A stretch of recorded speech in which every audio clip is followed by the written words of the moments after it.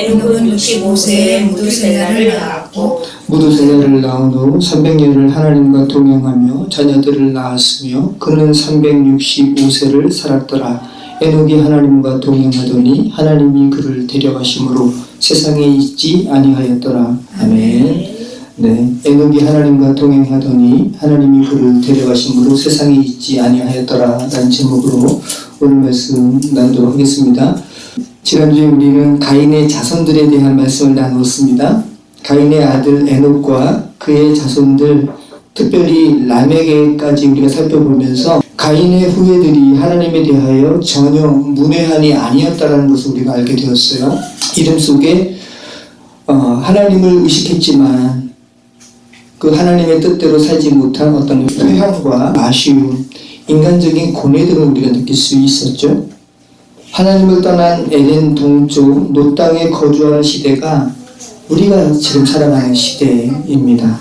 우리가 살아가는 도시가 바로 놋 땅이라 말씀을 드렸어요.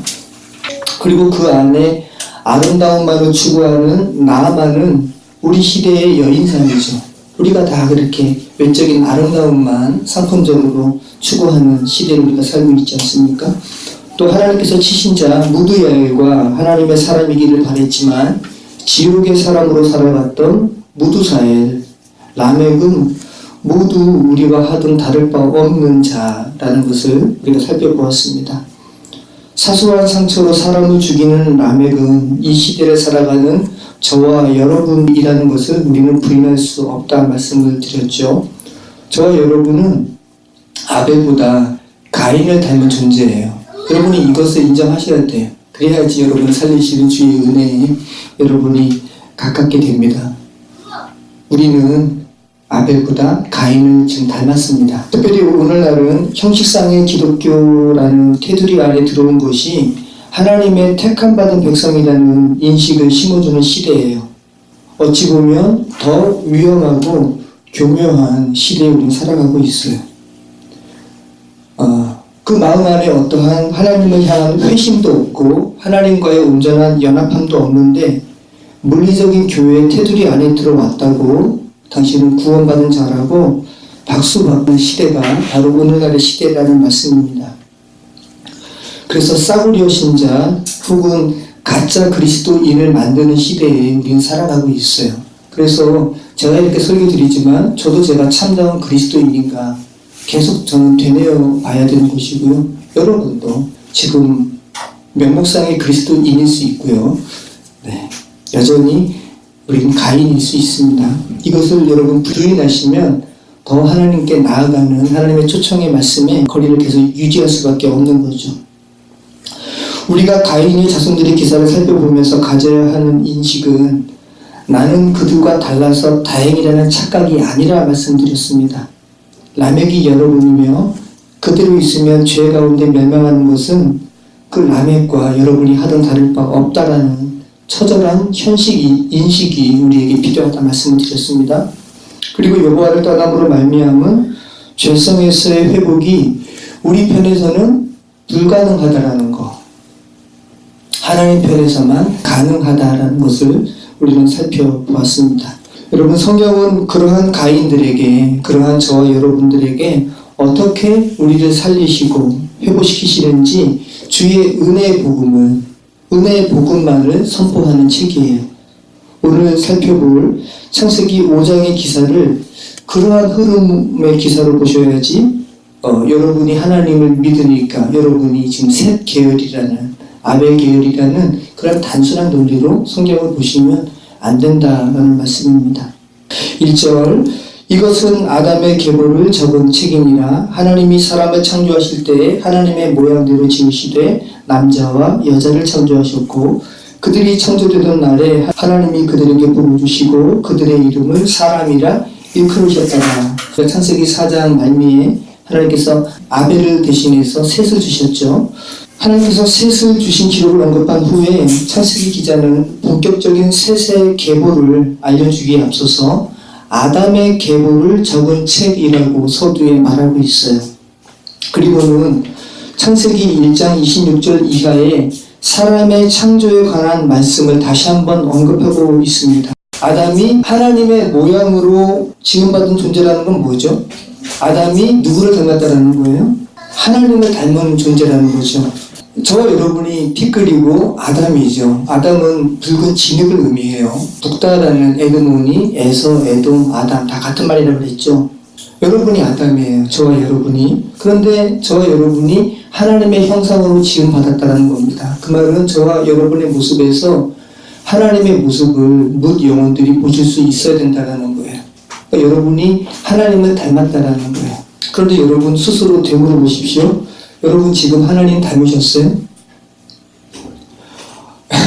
여러분의 모습을 보시고 다른 사람들이 하나님을 닮으셨어요 라고 그런 말씀을 들으십니까? 아니요. 네, 쉽지 않죠. 네, 그래서 우리는 착각하면 안 됩니다. 불구스름한 아담, 티끌인 아담, 진흙에 불과한 아담은 하나님을 닮을 수가 없어요. 그래서 인간의 노력으로 성화라는 것은 있을 수가 없습니다. 근데 하나님은 우리를 하나님을 닮은 존재로 지으셨다 말씀하시거든요.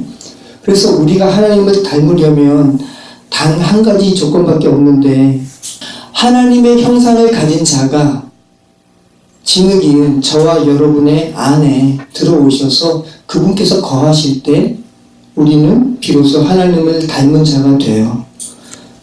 하나님의 형상을 가진 자가 누구죠? 이 세상에 하나님의 형상으로 주께서 계시하신 분이 누구십니까? 예수 그리스도시죠. 그래서 바울이 고린도후서 4장 4절에 그 중에 이 세상의 신이 믿지 아니하는 자들의 마음을 혼미하게 하여 그리스도의 영광의 복음의 광채가 비치지 못하게 함이니 그리스도는 하나님의 형상이니라. 이 그리스도께서 진흙인 저와 여러분의 신령 가운데 들어오셔서 여러분의 자아가 죽게 되고 그분이 살아가실 때 하나님을 닮은 자로 여러분이 살아가시는 거죠. 그래서 창세기 기자는 여자의 후손이 나오는 아벨을 대신한 셋의 후손을 열거하기에 앞서 이것은 사람을 하나님의 형상으로 만드는 그리스도에 관한 기사야. 이것은 씨에 관한 기사야. 이것은 제라에 관한 기사야 라는 것을 분명하게 하기 위해서 창세기 1장에 사람에 대해서 남자와 여자에 대해서 언급하고 있는 거예요. 남자와 여자가 뭐라고 그랬습니까? 남자는 자칼이고요. 여자는 네케바예요. 남자와 여자를 언급하는 성경의 기사가 많이 있다고 그랬죠? 자칼, 네케바, 이쉬, 이스와, 그죠? 아담, 하와. 이 자칼과 네케바가 바로 씨인 자칼이 밭인 네케바에 들어가서 겨자씨가 밭에 심겨져서 무성한 나무를 맺는 것처럼 씨가 여자 안에 들어가서 남자의 생명이 여자의 생명을 삼키는 그 진리에 대해서 말씀하고 있다는 거죠. 그래서 창세기 5장의 기사에서 이것은 자칼, 그리스도의 씨에 관한 기사야라는 것을 언급하기 위해서 셋의 계보를 언급하면서 이것은 아담의 계보고 이 아담은 하나님의 형상으로 지음받은 존재인데 그러면서 창세기 1장에 남자와 여자에 대한 기사를 다시 한번 언급하고 있다는 말씀이에요. 여자, 네케바죠. 교회예요. 저와 여러분입니다.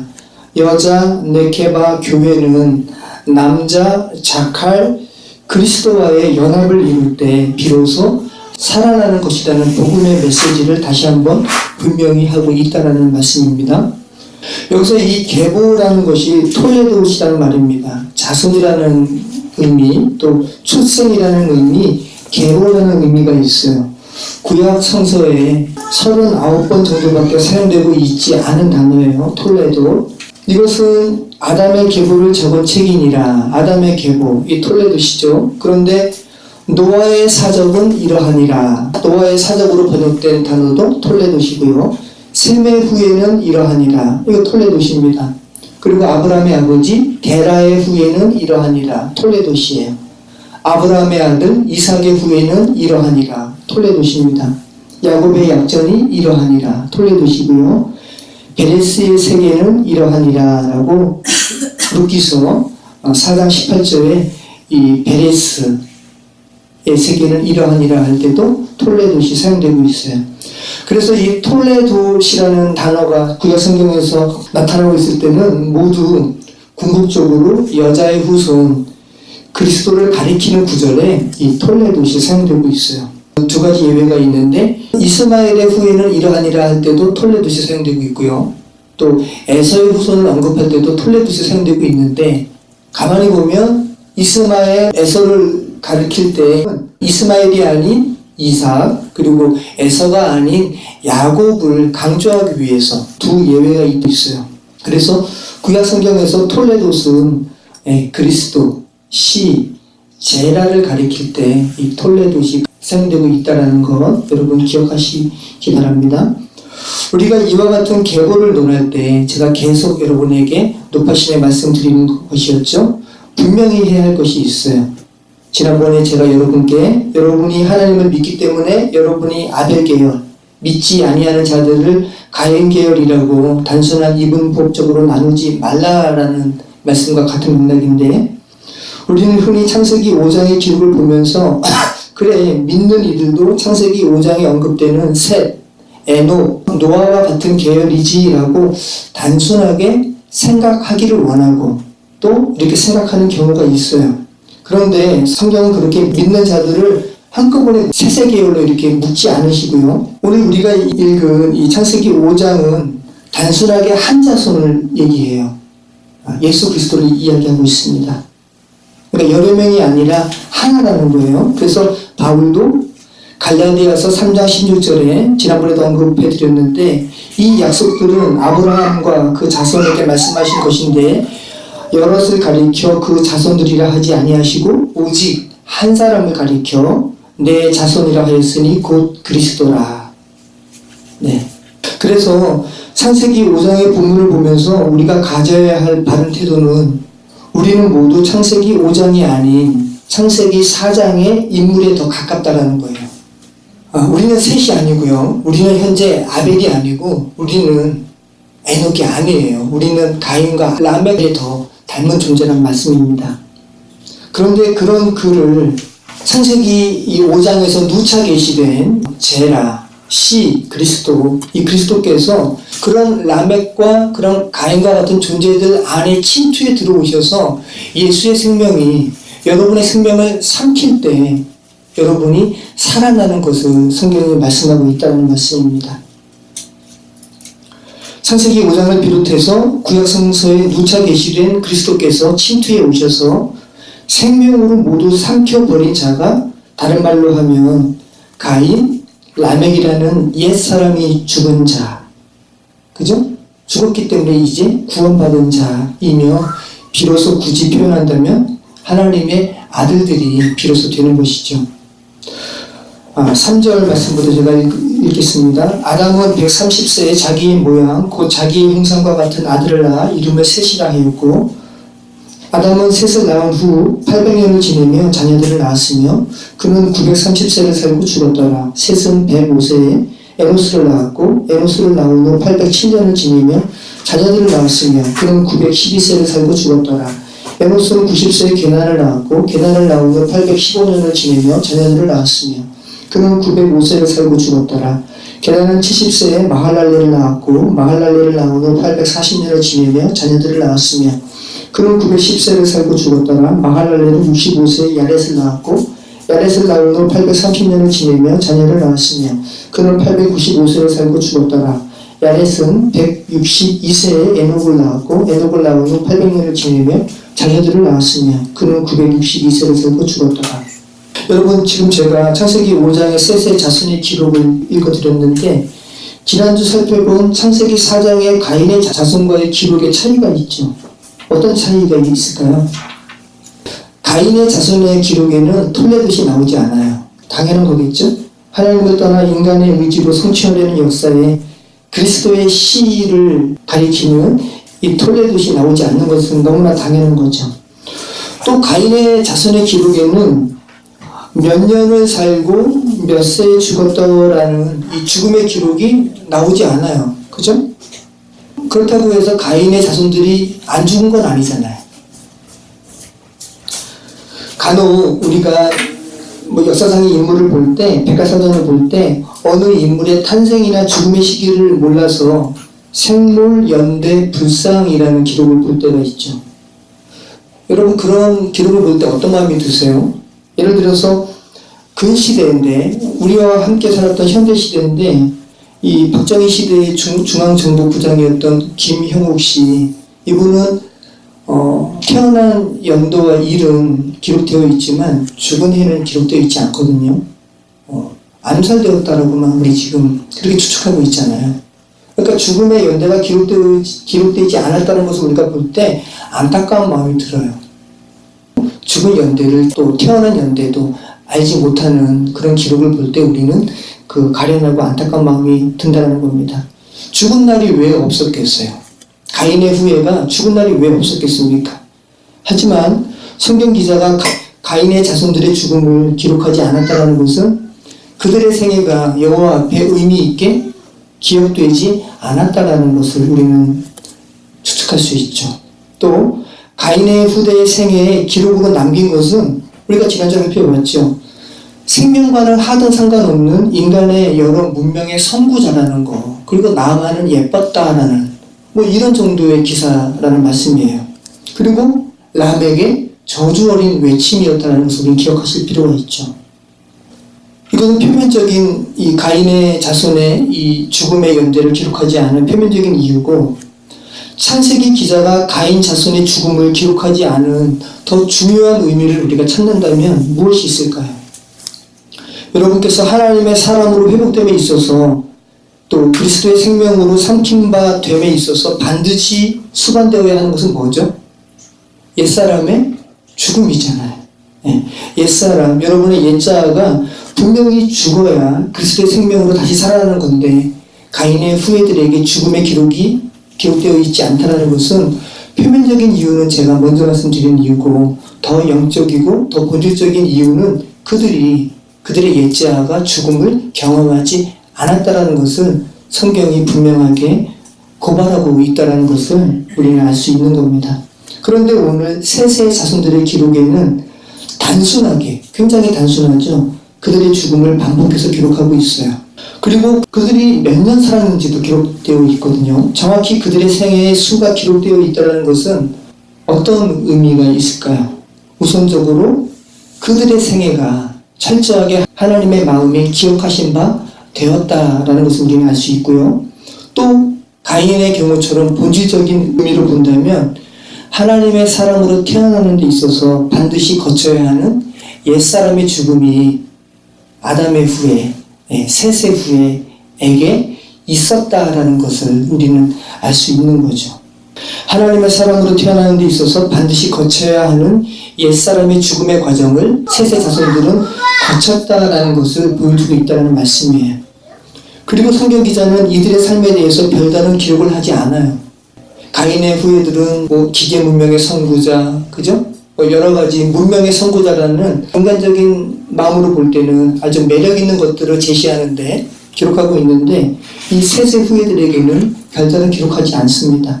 그냥 누구누구 낳고 죽었다, 몇 세 살고 죽었고 자녀를 낳았다 라는 말씀만 기록하고 있어요.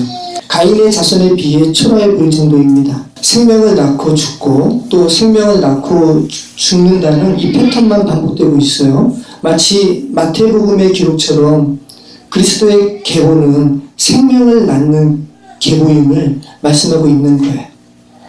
마태복음 1장 1절로 3절, 아브라함과 다윗의 자손 예수 그리스도의 계보라.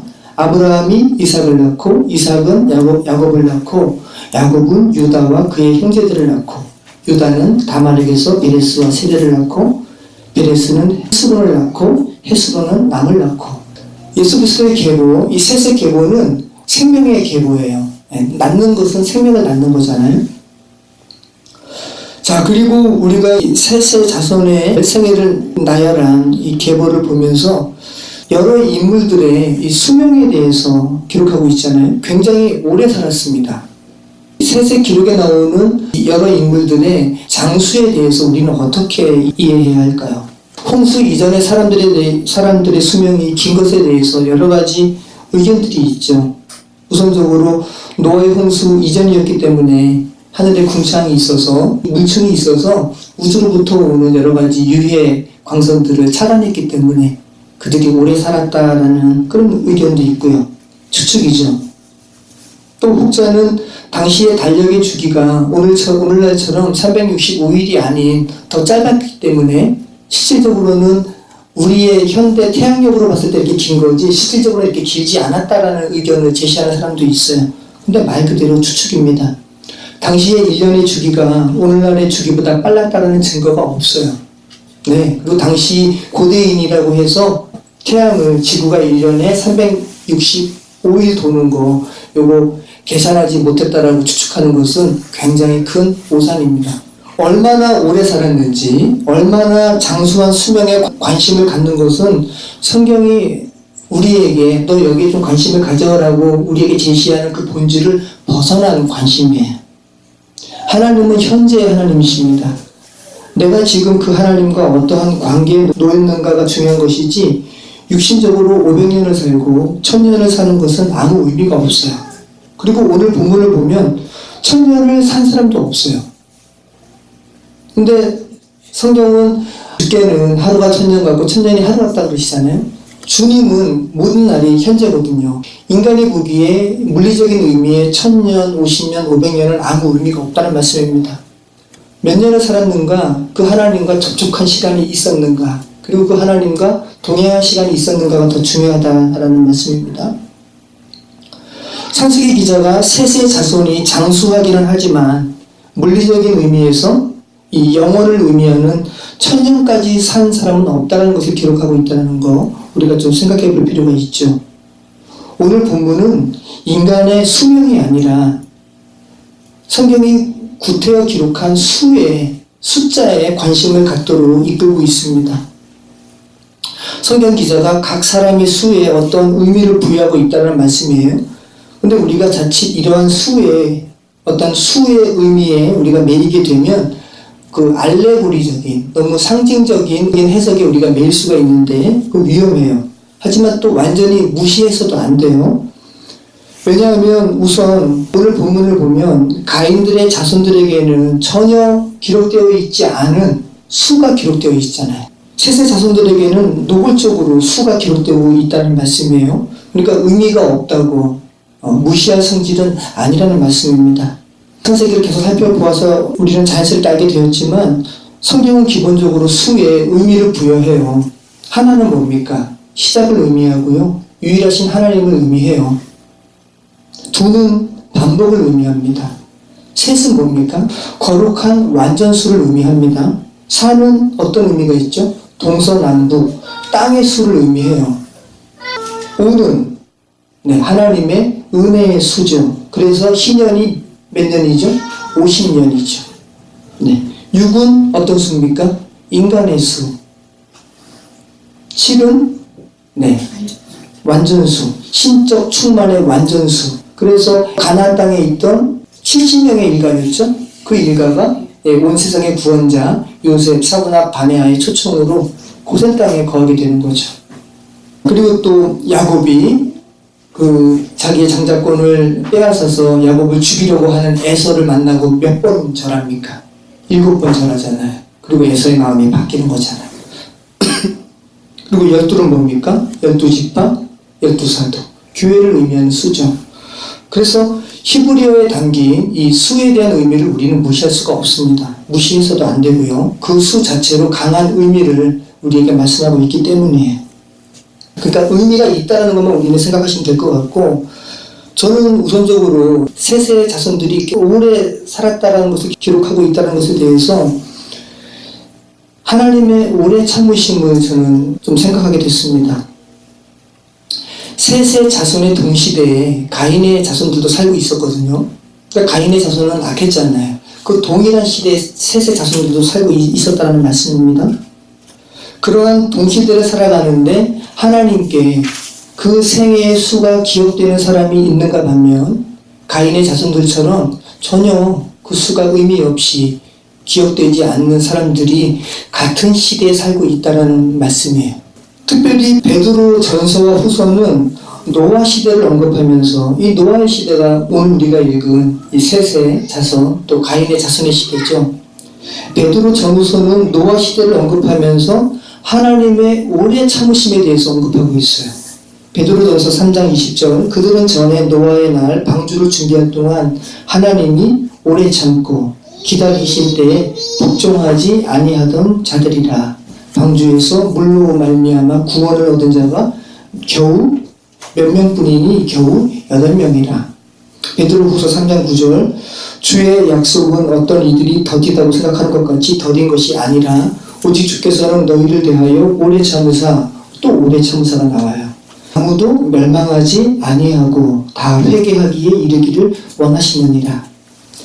베드로후서 3장 15절 또 우리 주의 오래 참으심이 또 나오고 있죠.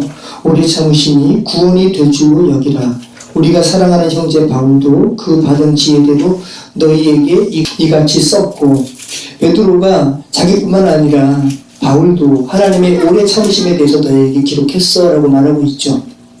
그러니까 하나님께서는 현재 하나님이시기 때문에 1000년이든 2000년이든 500년이든 하나님께는 아무런 차이가 없는데 인간이 보기에 비교적 장수라고 느껴지는 그 수명을 허락하신 이유는 너희가 다 회개하고 구원받기를 바라시는 하나님의 마음이 투영된 결과라는 말씀입니다.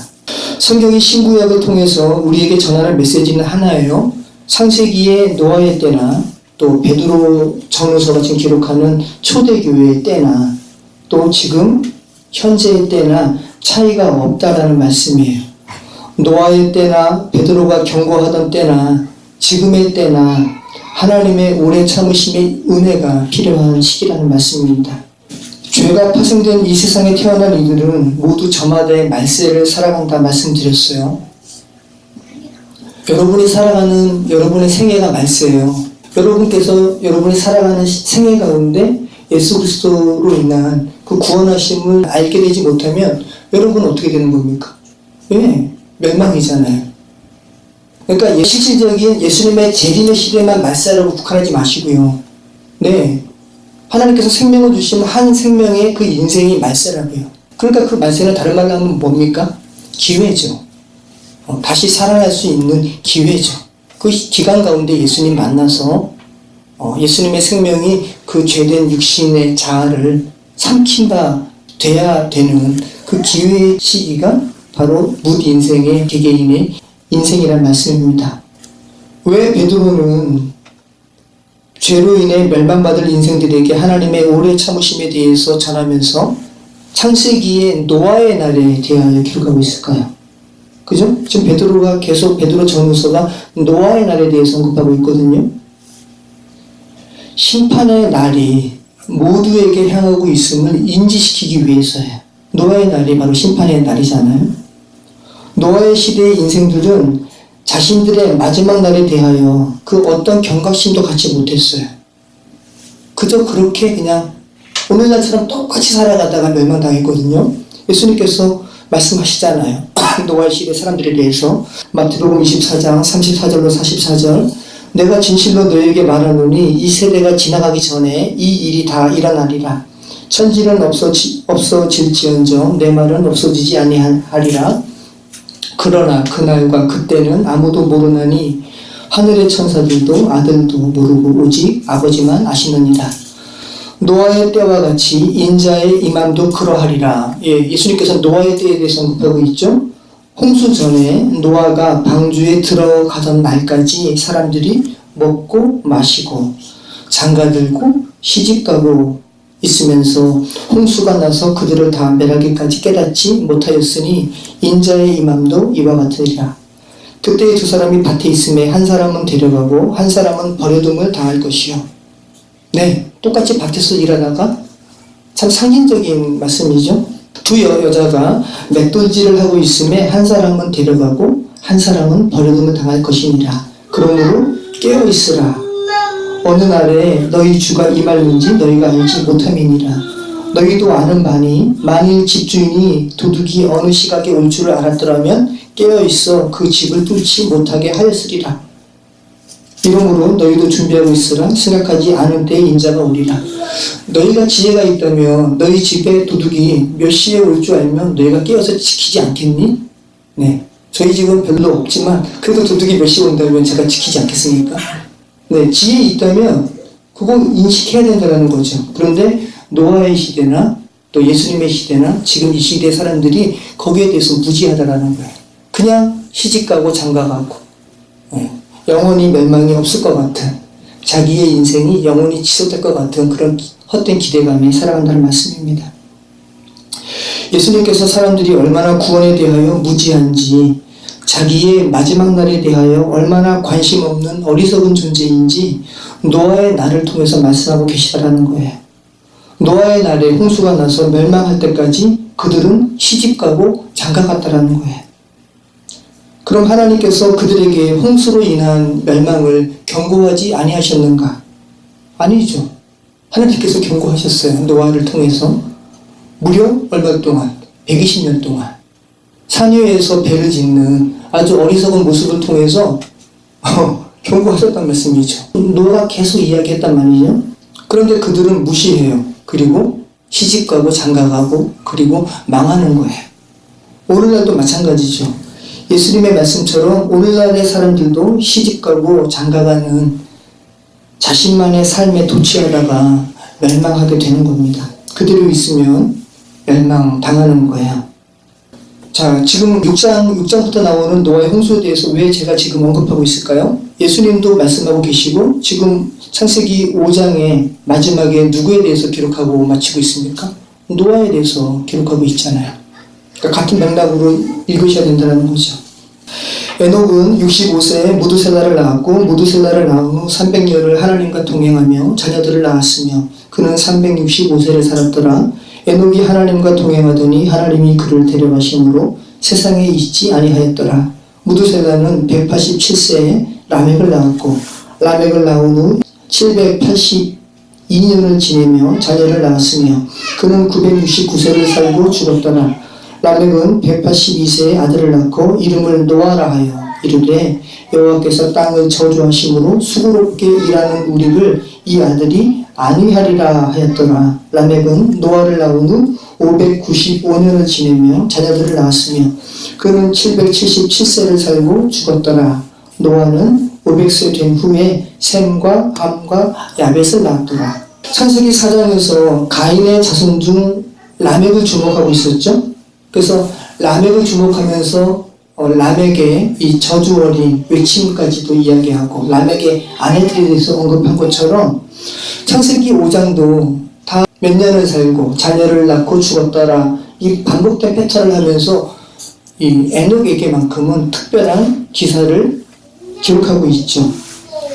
어떤 단어들이 있습니까? 하나님과 동행함. 365. 그죠? 지구가 태양을 한 바퀴 도는 1년의 주기잖아요. 하나님과 동행하더니 또 하나님께서 데려가심, 또 세상에 있지 않더라라는 이 특별한 언급을 에녹에게 창세기 기자가 기록하고 있다는 거예요. 여기서 이 에녹은 지난주에 우리가 살펴보았던 가인의 아들 에녹과도 같은 단어예요. 낙성식을 하다, 헌신하다라는 의미가 있다고 했죠. 셋의 자손 에녹은 하나님께 헌신한 자였습니다. 하나님의 과업을 완수하는 의미를 자연스럽게 연상할 수 있죠. 이 에녹이 65세에 무두셀라를 낳아요. 그리고 하나님과 동행하죠. 하라크라는 단어예요. 그냥 걷는다라는 의미예요. 기본적인 의미가 걷다, 오다, 가다 이런 의미가 있어요. 그러니까 하나님과 함께 걸어감. 네, 에녹이 우리말 성경이 동행이라고 번역하고 있죠. 참 잘 번역한 것 같아요. 하나님과 함께 걸어간 존재 에녹입니다. 여러분도 2인 삼각경기 해보셨잖아요. 발을 한쪽씩 묶고 함께 보조를 맞추어 걷는 것을 생각해 보세요. 사람인 에녹이 어떻게 창조주이신 하나님과 보조를 맞출 수가 있었을까? 무려 300년 동안. 그리고 하나님께서 이 땅에 계수한 에녹의 수가 몇 년이요? 365년이라고 말하고 있죠. 완전한 1년의 주기와 같이 하나님과 동행함으로 그의 인생을 온전한 것으로 하나님께서 여겨주셨음을 우리는 이 기록을 통해서 알 수가 있죠. 그러니까 어떤 의미를 너희가 한번 살펴봐. 에녹은 나와 함께 동행한 그 삶으로 인해서 그 전에 5년의 삶까지 주께서 완전히 동행한 시간으로 보아주셨다라는 거죠. 성경은 노아도 에녹처럼 하나님과 동행한 자라고 말씀하시죠. 창세기 6장 9절 이것이 노아의 족본이라 노아는 의인이요 당대의 완전한 자라 그는 하나님과 동행하였으며 이 동행에 대해서 아모스 3장 3절이 이렇게 기록하고 있어요. 두 사람이 뜻이 같지 않은데 어찌 동행하겠으며 라고 말하고 있어요. 같은 단어예요. 그럼 에녹이 하나님과 뜻을 같이 했다라는 말씀인 거죠. 그리고 창세기 기자는 에녹이 하나님과 뜻을 같이 한 하나님과 동행하기 시작한 시기에 대해서 정확하게 말씀하고 있는데 무두셀라를 65세에 낳은 이후였다라고 말씀하고 있죠. 그러니까 분명한 때가 있었다라는 거예요. 하나님과 동행하기 시작한 분명한 때가. 김현석 권사님 하나님과 동행하신 분명한 때가 있죠. 네, 무두셀라라는 이름의 뜻이 뭘까요? 지난주에 우리가 무두야엘 기억하시죠? 하나님께서 치신 자. 또 무두사엘도 있었죠. 사람, 남자를 뜻하는 마트와 이 무기를 뜻하는 쉐라흐가 합쳐진 이름이 무두쉘라예요. 의미는 뭡니까? 무기를 뜻하는 쉐라흐와 사람, 남자를 뜻하는 마트와의 합성어라는 말씀입니다. 그래서 무기를 던지는 사람, 창 던지는 사람이 이 무두셀라예요. 어떤 의미가 있을까요? 한 아들을 낳고 그 아들의 이름을 창을 던지는 사람, 네, 무기를 던지는 사람이라고 명명하고 하나님과 뜻을 같이 해서 동행했다라고 성경은 기록하고 있거든요. 고대의 창을 던지는 사람이라는 것은 어떤 의미가 있을까요? 여러분이 고대 영화를 전투 영화를 한번 생각해 보세요. 고대의 전쟁은 아주 드물게 전면전이 일어나서 서로 전투하는 장면도 있지만 일반적으로는 대표자 한 명이 나오죠. 네, 대표자 한 명이 서로 대결하는 거예요. 그래서 그 대표자가 된 그 사람이 죽으면 그 팀도 끝나는 겁니다. 그죠? 성경에도 나오고 있죠. 다윗과 골리앗. 그래서 창을 던지는 자, 이 무두셀라, 이 창을 던지는 자가 죽으면 그 부족은 멸망하게 되는 거예요. 창을 던진다라는 이름 자체에도 어떤 목적지를 향한 심판의 뉘앙스가 느껴지지 않으세요? 그러니까 하나님께서 어떤 표적을 향해서 던지는 이름을 이 에녹의 아들 무두셀라라는 이름을 통해서 지어주고 있다는 거예요. 그래서 이 무두셀라라는 의미의 창을 던지는 자, 무기를 던지는 자라는 의미 외에 그가 죽을 때 그것을 보내리라라는 이 의미가 있는 것으로 해석하는 학자들도 있어요. 그리고 보편적으로 이 해석에 많이 동의하는 것 같아요. 자, 무두셀라가 죽을 때 뭐를 보낸다는 거예요? 심판을 보낸다는 거예요. 무두셀라가 몇 살에 죽습니까? 969세 죽죠. 여러분, 노아가 무두셀라의 손자예요. 여러분 지금 산수할 거예요. 한번 잘 생각해 보세요. 무두셀라가 몇 살에 노아가 태어나요? 유추하면 알 수 있어요. 369세예요. 노아가 무두셀라의 손자라 그랬죠. 무두셀라가 노아의 아버지 라멕을 몇 살에 낳습니까? 187세에 낳죠. 그리고 그 라멕이 182세 때 노아를 낳아요. 그래서 187에 182를 더하면 몇 살입니까? 369세이죠. 네. 그러니까 무두셀라가 369세 때 노아가 태어난 거예요. 그리고 무두셀라가 몇 살에 죽습니까? 969세에 죽죠. 그러면 라멕이 노아를 낳고 무두셀라가 몇 년을 더 산 거죠? 600년을 더 산 거죠. 노아가 태어나고 무두셀라는 600년을 더 살고 죽어요. 그런데 무두셀라의 이름이 창 던지는 자, 무기 던지는 자, 또 심판을 의미하는 이름이라 말씀드렸고, 학자들은 그가 죽을 때에 심판을 보내리라라는 의미로 해석한다고 했죠. 무두셀라가 죽을 때 하나님께서 심판을 보내신다는 의미로 해석할 수 있겠죠. 무두셀라가 노아가 태어나고 600년을 더 살고 죽는데, 자, 노아의 홍수가 노아가 600세에 노아의 홍수가 나오죠. 노아의 나이 600세에 하나님께서 노아의 홍수를 보내시는 거예요. 노아의 날, 심판의 날이 무드셀라가 죽은 해에 노아의 홍수가 일어나는 겁니다. 그러니까 정확하게 그 이름의 심판의 의미를 정확하게 하나님께서 부여하시고 하나님의 이 계획을 수행하시는 것을 우리는 알 수 있는 거죠. 창세기 7장 6절로 12절 홍수가 땅에 있을 때 노아가 600세라. 네. 노아는 아들들과 아내와 며느리들과 함께 홍수를 피하여 방주에 들어갔고 정결한 짐승과 부정한 짐승과 새와 땅에 기는 모든 것은 하나님이 노아에게 명하신 대로 암소 둘씩 노아에게 나와 방주로 들어갔으며 7일 후에 홍수가 땅에 덮이니 노아가 600세 되던 해, 다른 말로 하면 무드셀라가 죽은 해 둘째 달 곧 그 달 11의 날이라. 그날에 큰 기쁨의 샘들이 터지며 하늘의 창문들이 열려 40주야를 비가 땅에 쏟아졌더라. 근데 이때까지 사람들은 시집가고 장가가고 먹고 마시고 했다는 거죠. 똑같은 거예요, 오늘날이랑. 자, 지금 에녹이 하나님과 동행함에 대해서 언급하면서 노아의 날, 노아의 홍수까지 제가 말씀을 드리고 있는데요.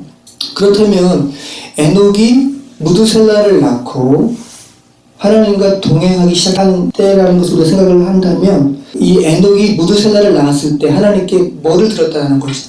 경고하심을 들었다는 거죠. 네. 그리고 그 경고하심을 한 귀로 흘려 듣는 것이 아니라 이 에녹은 이 경고하심을 심중에 정말 두었다는 거죠. 그리고 하나님과 뜻을 같이 해서 동행했다라고 이야기하고 있어요. 그리고 동행하는 300년을 보고 하나님께서 에녹의 65년의 그 시기까지 같이 아우러서 하나님과 동행한 365일 완전한 그 하나님의 사람의 생애로 보고 계시다라는 말씀입니다.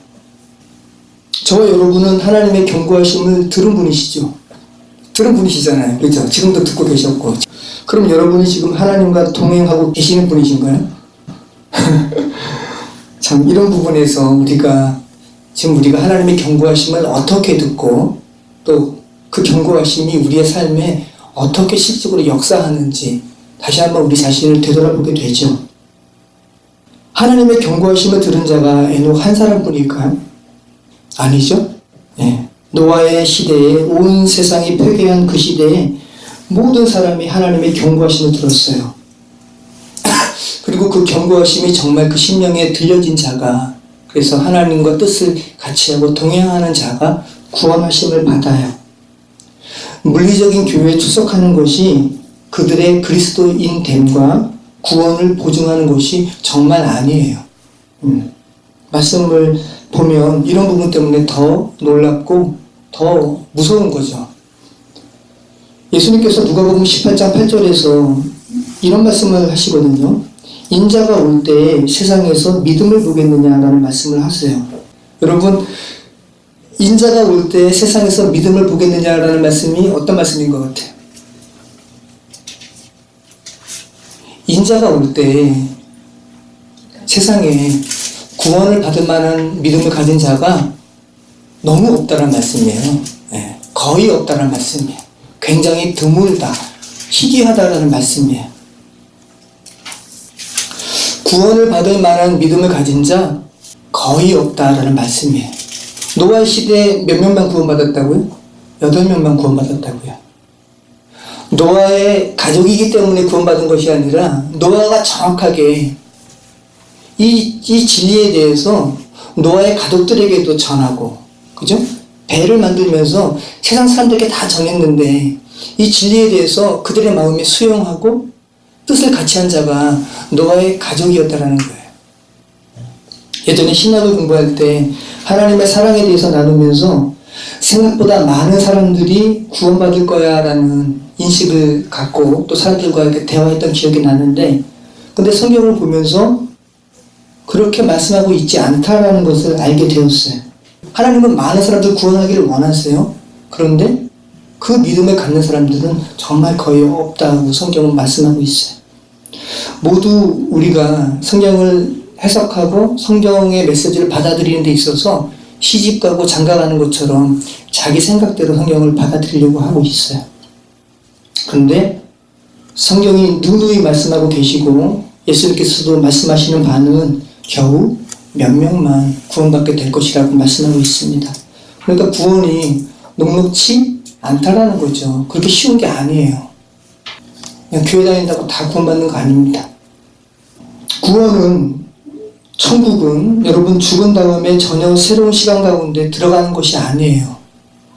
내가 죽은 다음에 구원이라는 시간, 천국이라는 시간이 새롭게 카운트되는 것이 아니라 지금 여기에서, 지금 바로 여기에서 그 구원이 이루어진 사람은 그 시간부터 카운트되고 있다고요. 에녹이 죽은 다음에 하나님과 동행한 게 아니잖아요. 무드셀라를 낳고 그죠? 65세 때부터 주님과 동행한 거 아닙니까? 신약에서 이 에녹에 대해서 두 개의 구절이 언급하고 있는데요. 이런 게 참 감사하죠. 히브리서 11장 5절 믿음으로 에녹은 죽음을 보지 않고 옮겨졌으니 하나님이 그를 옮기심으로 다시 보이지 아니하셨느니라. 그는 옮겨지기 전에 하나님을 기쁘시게 하는 자라 증거를 받았느니라. 히브리서 기자가 오늘 창세기 5장의 본문의 내용을 언급하고 있어요. 하나님과 동행하는 에녹을 데려가심으로 세상에 있지 않더라라는 이 창세기 5장의 내용을 히브리서 기자가 믿음장이잖아요. 믿음과 연결시키고 있어요. 여기에서 이 죽음이 다나토스거든요. 요새 이 사람들이 많이 되뇌이는 이 죽음인데 마치 공식처럼 진리로 살아나기 위해서 죽는 죽음, 좋은 죽음이라고 다나토스에 대해서 많이 얘기하는데 다나토스는 죄로 인한 영혼의 비참한 죽음이라는 본래의 의미가 우선적인 의미예요. 우리가 죄로 인해서 우리는 비참한 죽음을 맞이할 수밖에 없죠. 예수님의 그 죽음이 그 비참한 죽음이잖아요. 에녹이 죄로 인한 하나님의 심판의 경고를 듣고 믿음으로 반응했기 때문에 이 다나토스의 비참한 죽음, 그 믿음으로 반응하고 인류의 그 죄성에 대해서 하나님께서 경고하심이 어떤 그 고통이고 어떤 아픔인지 에녹은 알았습니다. 그래서 그 다나토스의 죽음을 통과했다라고 우리는 볼 수 있을까요? 어쨌든 에녹은 죄로 인한 뭇 영혼들의 비참한 죽음을 보지 않고 하나님께서 옮기셨다고 히브리서 기자는 기록하고 있어요. 여러분, 에녹에 관한 이 기사, 죽음을 보지 않고 옮겨진, 또 하나님께서 데려가심으로 세상에 있지 아니하더라라는 이 기사를 어떻게 우리가 받아들이는 것이 유익할까요? 에녹에 관한 창세기 이 서술은 불병거를 타고 승천한 엘리야의 기사에 한 번 더 나오거든요. 그러니까 죽음을 보지 않고 승천한 사람, 하늘나라로 주께서 데려간 사람으로 이렇게 기적과 같은 이미지로 우리가 이 에녹과 엘리야의 마지막의 모습을 연상하는 경우가 있는데 승천이라는 표면적인 이 현상을 여러분 보지 마시고요. 그 이면의 의미를 좀 살피는 것이 중요해요. 단어 자체를 살펴보시는 것이 중요하다는 말씀입니다. 하나님께서 데려가셨다는 것은 라카우라는 말이거든요. 하나님께서 취하셨다는 말이에요. 지난주 말씀에 가인의 자손 라멕이 아내와 연합해야 되는데 야다해야 되는데 야다하는 것이 아니라 야다와 실라를 어떻게 했죠? 취했다고 했죠. 네, 라카우, 물건처럼 소유했다라고 말씀을 드렸습니다. 그 라카우예요. 그럼 오늘 본문의 에녹, 하나님과 뜻을 같이 한 이 에녹을 하나님께서 물건처럼 소유하셨다. 이 취하셨다라는 의미는 어떤 의미입니까? 말 그대로 완전히 에녹이 하나님의 소유가 됐다는 거죠. 세상에 있지 아니하였느니라라는 말은 아인이라는 말이에요. 여러분 다 끝났습니다. 한숨 안 쉬어도 돼요. 네. 중요해요, 여러분. 세상에 있지 아니하였다. 아인이에요. 의미가 뭐냐 하면 무예요, 무. 없을 무. 부존재. 존재 아닌. 있으나 없는 존재. 여러분, 이 의미를 이렇게 제가 읽어드리니까 어떤 의미가 있잖아요. 그죠? 죄된 세상에 에녹은 여전히 존재했어요. 그런데 이미 세상에서 죽은 존재, 세상에서 없는 존재라는 거예요. 그러니까 단순히 구름 타고 하늘에 올라간 손오공처럼 이런 의미로 인식하지 마시고요. 보다 여러분에게 더 유익이 되려면 하나님의 완전한 소유가 되어서 이 죄된 세상에 동일하게 존재하지만 죄된 세상에 더 이상 존재하지 않은 자가 되었다는 거예요. 하나님의 완전한 소유가 되어서 이미 죽었기 때문에 여러분 생각해 보시죠. 여러분이 그런 존재가 되었다는 것이 뭐죠? 여러분이 구원받은 거 아닙니까? 죄된 세상에서 어떠한 그 죄가 여러분을 공격해도 거기에서 이제 반응하지 못하는 자가 되었어요. 구원받은 자죠. 죄된 세상에 있으나 이미 세상에서 죽은 존재라는 말씀입니다. 하나님의 완전한 소유가 되어서. 근데 에녹이 어떻게 해서 이런 존재가 되었습니까? 말세에 경고하심을 받아. 성경은 저와 여러분이 말세에 경고하심을 받아 믿음으로 반응하고 하나님의 완전한 소유가 되기를 원하세요. 그리고 그때 여러분은 세상에 있으나 없는 존재가 되시는 거고요. 또 하나님께서 데려가신 존재라고 성경은 기록을 하고 있는 것이고, 또 세상에 있으나 있지 아니한 존재라고 성경은 말씀하고 있습니다. 그게 뭐죠? 안식이에요. 안식? 안식이 뭐죠? 세상의 염려가 더 이상 자신에게 염려로 느껴지지 않는 거잖아요. 그게 안식이죠. 세상에 있으나 세상으로 인한 염려가 더 이상 범민이 되지 않게 된 존재. 하나님과 완전히 하나 된 존재. 하나님은 일하시는 분이시잖아요. 근데 그 존재가 된 존재들에게 하나님께서는 그에게는 어떻게 하시죠? 이제 일하지 아니하시고 안식하시는 것이죠. 그래서 유다서 말씀, 아까 에녹에 대해서 신약이 두 구절이 기록하고 있다고 그랬죠. 히브리서 말씀과 유다서 말씀인데, 유다서 말씀은 에녹에 대해서 아담의 7세 손이라고 몇 번째의 손자인지 말씀하고 있어요. 7번째라는 거예요. 7이 뭡니까? 안식이죠. 7 안식인 거예요. 불구스름한 아담, 죄로 고통받는 아담의 7번째 에녹에 이르러서 7세 손에 이르러서 비로소 안식했다라고 성경이 말씀하고 있는 겁니다. 유다서 1장 14절, 아담의 7세 손 에녹이 이 사람들에 대하여도 예언하여 이르되 보라 주께서 그 수만의 거룩한 자와 함께 임하셨나니 라고 기록하고 있습니다. 모쪼록 에녹처럼 하나님께서 데려가심으로 세상에 있으나 세상에 없는 존재, 또 더 이상 세상 염려로 인한 마음에 나누임이 없는 하나님과 동행하는 자, 안식하는 자 되시기를 축원합니다. 기도하겠습니다. 참 좋으신 하나님 감사합니다. 오늘 창세기 5장 말씀을 통해서 세상에 있으나 세상에 없는 자로 만들어 가기를 원하시는 주의 말씀 또 살펴보았습니다. 우리가 그러한 자 되기를 원합니다. 세상에 있으나 세상이 보기에는 죽은 자, 없는 자, 존재 아닌 자로 우리가 우리의 생명이 있는 생애 가운데 그러한 삶을 살아가길 원합니다. 인도하여 주시고 또 주께서 우리에게도 동일한 부담감을 주신 사랑하는 영혼들, 가족들에게도 구원을 받은 자 거의 없다라는 이 세상의 경고하심에 대해서, 하나님의 경고하심에 대해서 진리로 나누게 하시고 또 그들의 신령 또 변화시켜 주셔서 노아의 방주에 들어가는 구원받게 되는 놀라운 역사 있게 해주시옵소서. 예수님의 이름으로 기도합니다. 아멘.